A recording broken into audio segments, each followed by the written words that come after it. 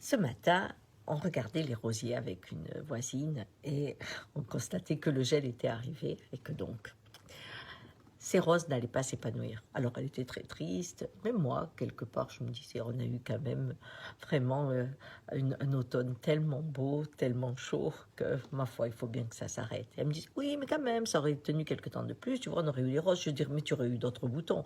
Et puis je lui dis, parfois, le gel, on en a besoin, tu le sais. Elle me dit, oui, mais chaque fois, ça me fait mal au cœur.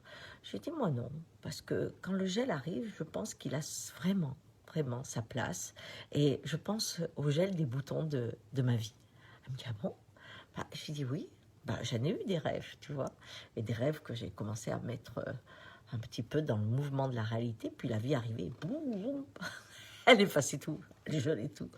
Et petit à petit, eh bien, de bouton en bouton, où la gelée était passée, je me rends compte aujourd'hui, à l'âge que j'ai, que le rêve final, ou tout au moins la fleur qui est en train de s'épanouir aujourd'hui dans ma vie, eh bien, est la suite de tous ces boutons.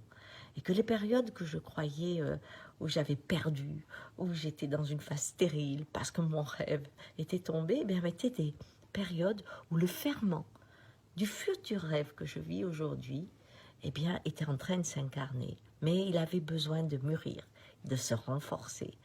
Et donc, quand je prends de bouton en bouton, je me rends compte que j'avais un vrai chemin et que aujourd'hui, il est complètement incarné. Alors, c'est ce que je dis souvent aux gens. Je dis, au niveau de l'homme, on a nos rêves et il y a aussi la vie qui fait de temps en temps apparaître le gel pour que vous descendiez plus profondément dans quelque chose qui vous tient vraiment à cœur, à exprimer et à réaliser dans ce monde. Mais au niveau des sociétés, c'est pareil. Hein?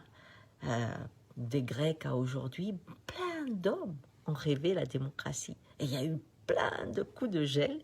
Et aujourd'hui, on a peut-être un futur coup de gel. Pourtant, quand on pense démocratie, on peut très bien dire qu'aujourd'hui, par exemple, avec l'informatique, on a les outils de pouvoir parler à chaque individu et avoir une pensée qui laiterait du multiple vision. Pour la première fois, le collectif pourrait penser son futur. C'est extraordinaire. On sortirait de la vision de l'élu, de celui qui voit avant tous les autres. Vous voyez?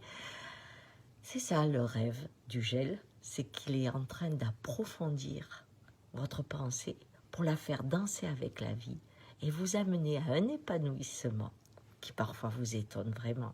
Alors, n'ayez pas peur des périodes de gel. Elles prévoient plus tard les grandes périodes d'abondance. À bientôt. Au revoir.